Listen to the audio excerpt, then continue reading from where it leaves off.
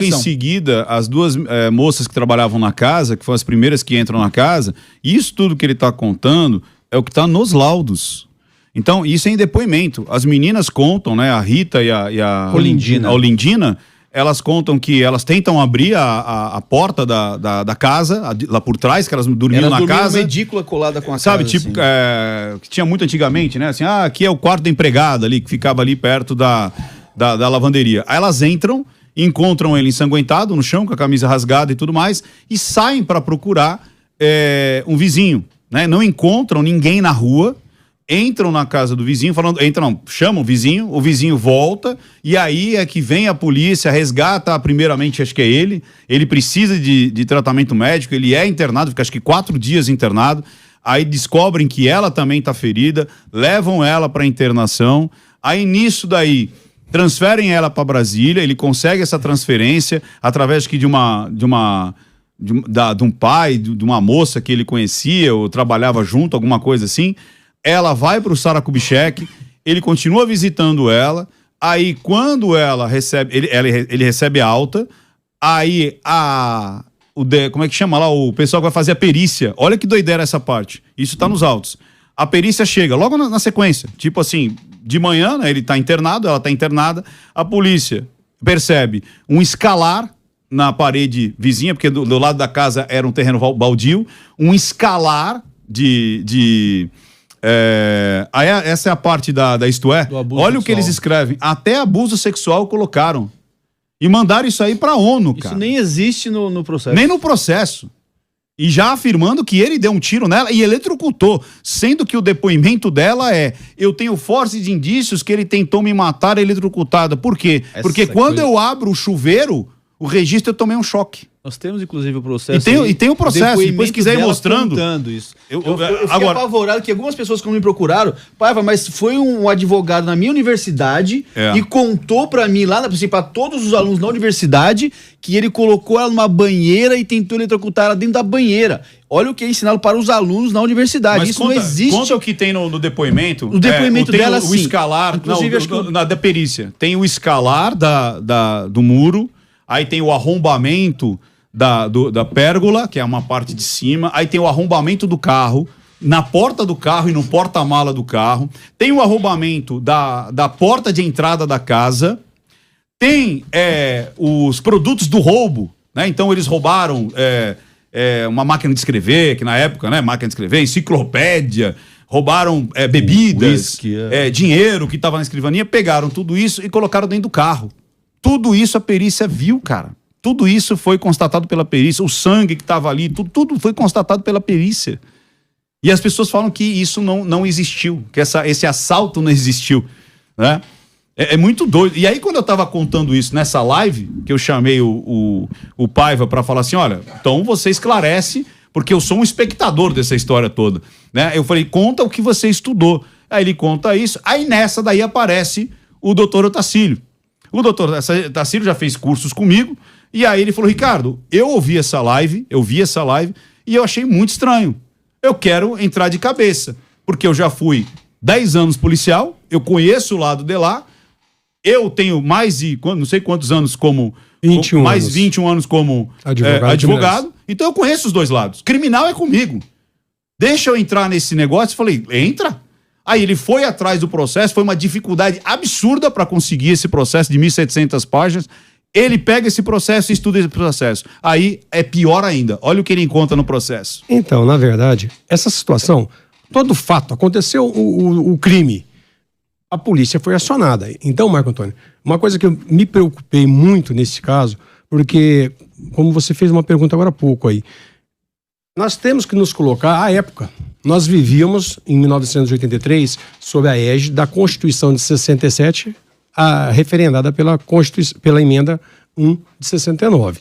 As legislações, não existia na época, por exemplo, que hoje existe a prisão cautelar da prisão temporária, que foi criada depois de 89. Nessa época, existia a prisão preventiva e existia quase os mesmos direitos e garantias de preservação da garantia da casa, da residência. E assim como o inquérito, ele tem um trâmite regular. Você, como advogado, você compreende muito bem disso que eu vou falar agora. Vejam, começou-se a investigação, e quando começa a investigação, os policiais, o perito que chegou no local, como o Ricardo mencionou, ele descreve pormenorizadamente todos os indícios de um crime de roubo. Inclusive, em cima do muro foi colocado papelão, tudo isso foi narrado, inclusive, por testemunhas, pelas empregadas. Vejam, o que essas testemunhas dizem inicialmente, elas são ouvidas só no ano seguinte. Por quê? No dia dos fatos, quando entram na residência, houve os disparos, as duas empregadas estavam dormindo numa edícula que ficava fora da residência. E o que aconteceu? Quando elas ouvem não houve um barulho, elas ouvem o Marco Antônio gritando. Então, quando elas ouvem ele gritando, elas acordam. Elas não ouviram disparos. E uma das coisas muito importantes foi que o processo todo sempre se falou que havia 2 disparos de arma de fogo. Só que o Marco Antônio diz, não pode ter 2 disparos. Se houve um disparo na minha esposa, houve um disparo que eu efetuei pro teto. Porque quando me laçaram, eu vi tinha aquelas portinholas de madeira que cobria o assoalho do teto e tinha uma grade. Ele viu aquilo tirar algum humilhante, porque ele acordou com o barulho de alguém andando sobre a residência. Então é bem provável que a pessoa tenha andado, tentou entrar por cima, viu que tinha uma grade e desceu. Porque houve um arrombamento, e a perícia atesta isso. Houve o arrombamento de uma pérgola, porque no outro lado da residência, na casa lateral do outro lado, tinha uma grade, que é essa pérgola. Foi usado um macaco de um dos veículos para arrombar aquilo ali. Então, os meliantes entraram por ali. E nesse meio tempo, o que o Marco Antônio mencionou? Ora, aconteceu esse fato, eu fui me preocupar, primeiro peguei minha arma e peguei uma lanterna e fui ver o que estava acontecendo, porque o cachorro latia muito. E aquele barulho, eu peguei, dei uma volta na residência, nos quartos das minhas filhas, que eram 2 quartos ao lado do quarto dele. Quando ele chega próximo da cozinha, ele acalma o cachorro, que ali dava acesso também à edícula que ficava do lado de fora, onde moravam as 2 empregadas. Acalmou o cachorro, foi quando ele é atacado. Aí ele vê aquele vulto, aí imagina que tem alguém, e quando ele efetua esse disparo. Aí há essa dinâmica toda que o Ricardo mencionou. Mas vejam, você inicia uma investigação. Aí o Marco Antônio, ele é levado, primeiramente, porque ele estava baleado. Ninguém sabia que a esposa dele também havia sido vítima. Então, nesse momento, só socorreram ele. E ele, segundo ele saiu dali e quando levaram a arma dele, que ele viu que a pessoa levou a arma dele também, ele estava baleado. Ele vai até o escritório, pega um facão na cabeça dele, talvez o facão pudesse ser uma outra ferramenta de defesa. Aí, quando ele está retornando para a cozinha, ele tá gritando ali, ele cai, desmaia. Foi quando as empregadas chegam. Então, olha o tempo, isso é muito importante para vocês perceberem, porque olha o tempo que aconteceu. As empregadas disseram que não acordaram com nenhum tiro. Houve, no mínimo, segundo as testemunhas lá e vizinhos depois que falavam, que houve 2 disparos. Ele fala 3 disparos. Aí o que acontece?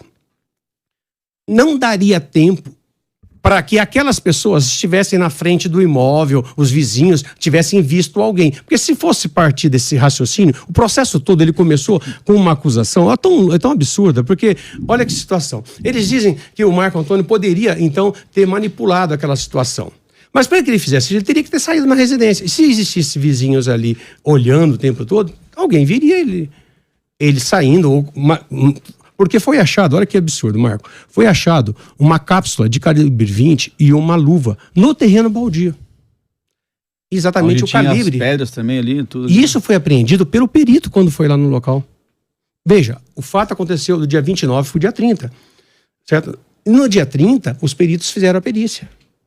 E eles acharam lado do lado esses objetos. Além disso, todos os outros objetos que foram apreendidos dentro do veículo dele, houve arrombamento do veículo, houve arrombamento da porta de entrada da casa, porque quando você entra, tem um portão, tinha 2 carros na garagem, eles pularam ao lado dos carros e do lado esquerdo já era a porta de entrada e a pérgola do lado esquerdo. Então, esses fatos todos estão documentados. E aonde começa a mudar a história? Por que a gente fala, mas por que então isso virou o jogo? O Marco Antônio, quando ele é socorrido, ele vai para um pronto-socorro e depois ele soube, né, que a Maria, a esposa dele na época, foi socorrida para o Hospital Geral lá de Fortaleza. E ele também é transferido para esse hospital. E quando ele está lá internado, ele recebe a visita de 2 policiais. E ele estava com uma testemunha, inclusive, que foi ouvida futuramente num dos julgamentos. Mas olha que situação. Quando ele estava lá, os policiais para ele álbuns, porque naquela época se utilizava os álbuns de reconhecimento. E ele reconhece 2 meliantes como sendo aquelas pessoas que invadiram a casa dele. Guardem essa informação. Vocês vão perceber por que isso é muito importante. Aconteceu o quê? Ele sai depois de 4 dias, aí ele vai tomar conhecimento, aí ele descobre que invadiram aí em cima da casa, cortaram o fio do telefone, a pessoa que entrou cortou o fio do telefone, e quem diz isso depois virou um cunhado dele, o tal de Itamar. E o que acontece? Ele vai registrar o boletim de ocorrência no dia 7 do mês seguinte, ou seja, 8 dias depois do fato. E quando ele registra o boletim de ocorrência, ele dá o primeiro depoimento, narrando o roubo. Só que ele ficou preocupado com a esposa na época, mas ele começa depois a cobrar a delegacia. E aí? Vocês não estão fazendo nada, não sei o quê. Em dado momento, ele recebe, começa a ter contato com os policiais, e os policiais falam, não, a gente já sabe quem são esses 2 meliantes, são pessoas perigosas, e se você não quiser adiantar um dinheirinho pra gente te ajudar, a gente até dá um jeito nesse cara. Ele falou, não tenho dinheiro. É porque ele achou um absurdo aquilo. Era obrigação da polícia. E nesse momento, ele vai, olha que loucura, Marco Antônio, ele vai e faz um documento, e oficializa um documento para o secretário de Segurança Pública do Estado do Ceará. Esse documento está nos autos. Foi juntado posteriormente também. Ele faz um documento comunicando esse fato, que ele tinha identificado os 2 meliantes. Então, olha a importância da investigação. Se você tem uma acusação de roubo, você tem uma das vítimas, porque ele foi vítima também. O laudo pericial comprovou que ele tomou um tiro de entrada com um orifício e o de saída. Não há dúvida nenhuma. A perícia é clara. E ele está dizendo, eu tenho 2 suspeitos. Investiguem, pelo amor de Deus. E outra, façam segurança na rua, porque próximo da residência deles, além da casa dele até o final da rua, que não dá nem 100 metros, havia uma favela. E ali sempre havia disparos e tudo mais. Então, havia necessidade da segurança. Como ele viajava muito, o Marco Antônio, na época, ele era professor universitário, e ele viajava, fazia muitas palestras em outros estados. Mas o que levou, segundo o Marco Antônio, e o que me preocupou, porque aí eu falei, deixa eu ler esse processo. Não dá pra gente pegar e fazer uma análise só com as documentações que ele mandou pro Paiva, porque o Paiva me mandou, o Ricardo também falou, recebi algumas coisas aqui, só que eu falei, não dá pra falar nada, Ricardo. Até pra eu inteirar desse assunto, primeiro, eu tenho que ter o processo. Aí nós fomos atrás do capa a capa. Deu um pouquinho de trabalho pra localizar esse capa a capa, embora esse capa a capa, como ele foi, houve informações, encaminhamento pra OEA, então, a Organização dos Estados Americanos, que ela sim fez uma pressão junto à própria ONU, né, para que o Brasil criasse uma lei de proteção às mulheres, que é a Lei 11.340. E essa lei, realmente, ela vem muito a calhar naquele momento. Em 83, nós tivemos um caso em São Paulo, que o marido havia matado a mulher e acabou sendo absolvido e quase não ficou preso. Então não havia-se estardalhaço. Até tinha muito na época o Lindomar Castilho, né? Lindomar Castilho. Que é ele. Essa página é o quê? Só pra gente ilustrar aqui. Eu não consigo enxergar. Esse acho que é o final do inquérito. Mas a gente tem algumas coisas para mostrar. Quando que se cria o interesse público nesse caso da Maria da Penha? Então, aonde começa realmente, porque é o seguinte, o Marco Antônio, ele teve um relacionamento amoroso, um pouquinho antes dos fatos. Então, isso, teve algumas até reportagens que a esposa dele, na época, falava que não havia essa informação, mas depois, ela mesma, no livro dela, ela menciona que havia já isso, e ela colaciona essas cartas, porque ela achou cartas amorosas. E tem um depoimento da empregada, que é no documento 8. Se puder colocar o documento 8, vai mostrar que no próprio depoimento a empregada diz, o relacionamento do casal era muito bom, até a Maria encontrar as cartas da amante. Ela encontra quando ela já está... Seria o documento 8, não é? Acidentar. Depois de ter tomado o disparo, já está paraplégica, entendeu? Então, olha que situação. Você tem aí? Eu vou confirmar aqui, peraí. É isso aí, tá falando da amante aí. É daí? Então, isso aí. Então, esse é o start. De casas que consegue ver. Então, quer dizer, o que acontece? Quando ela descobre que existia uma amante ali e tudo mais, muda a história toda. Aí ela vai rever os depoimentos dela. E detalhe, você vê que ele faz um documento para para o Estado, não é isso? Para que façam a perícia, que façam a investigação, que ele reconhece, ele está querendo solucionar o caso. E aí é que muda tudo. Aí começa a mudar tudo. Doutor. Por quê? O que acontece? Aí a esposa, aproveitando que ele fazia algumas viagens, ela já estava descontente com ele por causa da traição, e ela começa já a preparar, porque naquela época ela já era desquitada. E ela, depois desse desquite, ela ficou 5 anos com o primeiro marido, ela começou a conviver com o Marco Antônio, porque ela não podia se casar. Eu achei até estranho, uma coisa tão engraçada, que ela menciona, depois eu até questionei o Marco Antônio, ela mencionou que ela teria casado com ele através de uma procuração no consulado da Bolívia, sendo que ele é colombiano. Então não fazia sentido algum. Aí questionamos o Marco Antônio fala o seguinte: não, eu nunca fui casado, eu nunca tive filhos. Então, esses fatos. Agora, o que aconteceu? Ele tá aqui conosco, Marco Isso, Antônio, ele vai entrar daqui a pouquinho, né? Já vai entrar aqui conosco. Só colocando ali rapidamente, essa última imagem que foi colocada ali na tela é o relato dela com relação à tal da tentativa de eletrocução, né? Que isso aí é uma coisa bizarra. Lembrando que ela deu 2 depoimentos. O primeiro, ela estava congruente com toda a história que realmente de fato aconteceu no dia. E aí, no segundo depoimento, depois de quase 1 ano, ela pega e começa a inventar as pimentinhas. E é absurdo que é passado na universidade que ele colocou ela numa banheira e tentou dar um choque nela. Se você ler ali, ó lá, dá uma olhada, tá bem claro ali. Ela foi tomar banho, colocou a mão no registro. Quando foi abrir, sentiu um choque, tirou a mão. Aí ela fala ali, ó, depois desse dia, eu decidi não mais tomar banho ali, porque ele poderia ter preparado para me matar. E esse poderia ter tentado já virou uma tentativa de assassinato na mídia no dia seguinte, porque a mídia nesse momento já estava auxiliando a dona Maria da Penha, né? Tinha já grupos feministas atuando, inclusive causaram um tumulto num dos julgamentos, causaram um tumulto na rua lá, tiveram que cancelar o julgamento que tinha invadido lá, as feministas estavam fazendo um tumulto desgramado. E aí começaram já na mídia a falar que ele tentou matar ela 2 vezes. Não, ela foi tomar um banho, colocou a mão no registro, tirou, que nunca levou um choquezinho desse às vezes, e ele falou assim, não, porque tá sem fio terra, eu vou colocar. Mas daí eu decidi não mais tomar banho lá, porque eu estava com medo de que ele tivesse se preparado para que tivesse tentando me matar novamente. É loucura, e isso já é dito para todo mundo nos 4 cantos da terra, inclusive nessas agências lupas da vida aí, que disseram que era fake news, né? De todos eles eu pesquisando, eu vi que eles colocaram isso, essa informação. Ele tentou matar ela 2 vezes. Ou seja, quem é que vai fazer a checagem, quem vai checar a checa agora?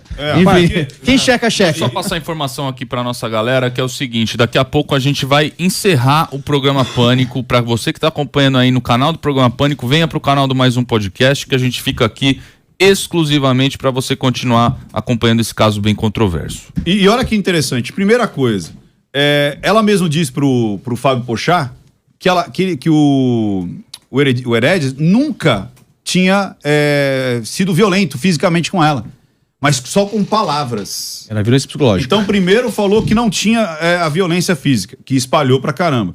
Depois, que o tiro quem tinha dado foi ele. A perícia diz que não. A perícia diz que houve um assalto com toda a estrutura, toda a cena de um assalto.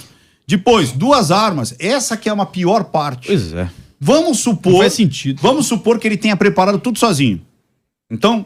As pessoas foram dormir, aí ele escala a parede, abre o telhado, arma o cenário arromba, todo. Faz tudo isso daí, aí dá um tiro nela, dá um tiro nele, se joga no chão, né?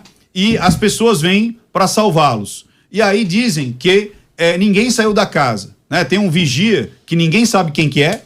Ouvi dizer que tinha um vigia, é assim que tá no inquérito. Eu ouvi dizer que o vigia disse que estava olhando, e ele nunca foi ouvido. Que nunca foi ouvido. Mas nunca saiu da casa. Então vamos supor, e vamos levar em conta que ninguém saiu da casa, beleza? Vamos acreditar no que eles estavam dizendo. Aí, como ninguém saiu da casa, então ele que armou todo esse circo. Arrombou o telhado, arrombou a pérgola, que também é em cima, arrombou o carro, arrombou a porta, deu um tiro na esposa, deu um tiro nele mesmo. Escalou o muro, sujou o muro. Tudo isso, aí se joga no chão. Beleza. Marco Antônio, eu te pergunto, e as 2 armas foram para onde? Exato, ele teria que... Então, mas a partir de agora... Entendeu? Quer dizer, a polícia chega e não encontra as 2 armas. Por que o cara vai tentar matar a pessoa e vai usar 2 armas? Vamos supor que ele quisesse de fato fazer fazer uma incongruência. Cadê as armas? Tem uma e outra, elas nunca foram uma de encontradas. grosso calibre. E as 2 armas nunca foram encontradas, nunca. Só munição. Tem muitas Uma incongruências. Justamente uma munição que na parece fuga que é derrubaram. Entendeu? Tem muitas incongruências nesse caso, muitas controvérsias, mas a partir de agora que o caso já aconteceu, enfim, não, na verdade isso é importante só para uma revisão. Condenada. Na verdade isso é importante só para um ponto. Considerando todo esse arcabouço fático aí de elementos que foram trazidos, circunstâncias da perícia e a história que vocês trouxeram agora, na dúvida, você sempre favorece o réu. Sim. Sempre favorece o investigado. Você só consegue condenar alguém se estiver acima da dúvida razoável, né? Então é esse o grande ponto que é colocado aqui.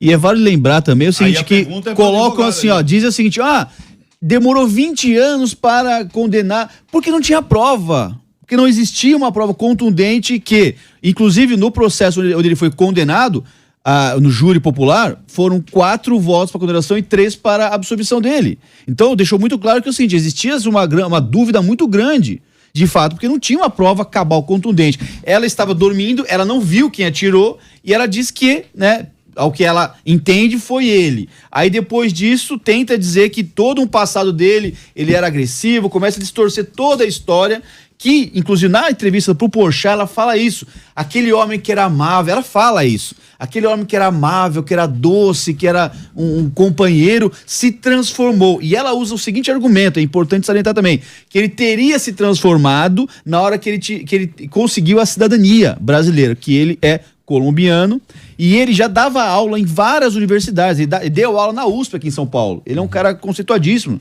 E aí, ele não precisava, não tinha nem porquê, porque ele já tinha trabalho fixo, né? Ele já tinha 2 filhas nessa época, ou seja, tinha todas as possibilidades para que, se ele quisesse pedir a cidadania, conseguir. Mas não, ela disse que ele mudou depois que ele conseguiu, porque, assim, não faz sentido. Deixa eu perguntar uma coisa, mas ela denunciou depois que ela ficou cadeirante? Isso que eu não tô entendendo a linha do tempo. Isso. Não, ela ficou cadeirante um tempo, aí parece que ele adaptou a casa inteira pra ela. Exato. Mesmo depois disso que ela descobriu as traições, que ela resolveu retroaginar a denúncia dela. O que aconteceu foi o seguinte, aconteceu o crime lá em maio de 83, ela foi pra Brasília pra se tratar. Ela levou 6 meses lá em Brasília.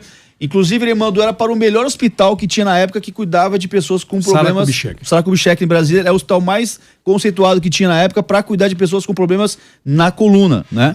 E ele arcou com todos os custos, ele viajava a cada 15 dias, e tem as provas das viagens. Para mim, o cara que tenta contra a vida da esposa não fica indo gastando todo o dinheiro, vai lá visitar. O cara já abandonava ela lá e deu. Não, o cara se desdobrou. Aí, nesse período, ela só foi ouvida depois que voltou do tratamento. O delegado optou por não ouvi-la, para que ela, né, tava passando por tratamento e tudo mais.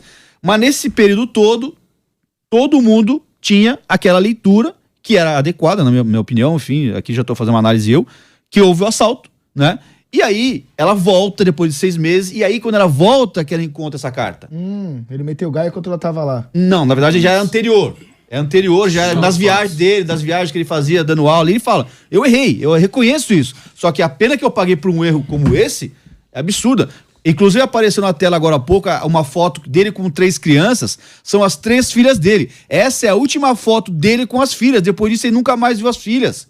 Ele já tá quase 40 anos sem ver essas meninas. Essa foi a última foto que ele tirou com as filhas, foram um dos últimos momentos que ele teve contato com as filhas, depois disso nunca mais. Então a pena que ele pagou, né, pelo fato de ter traído ela, assim, absurdamente incomparável, enfim.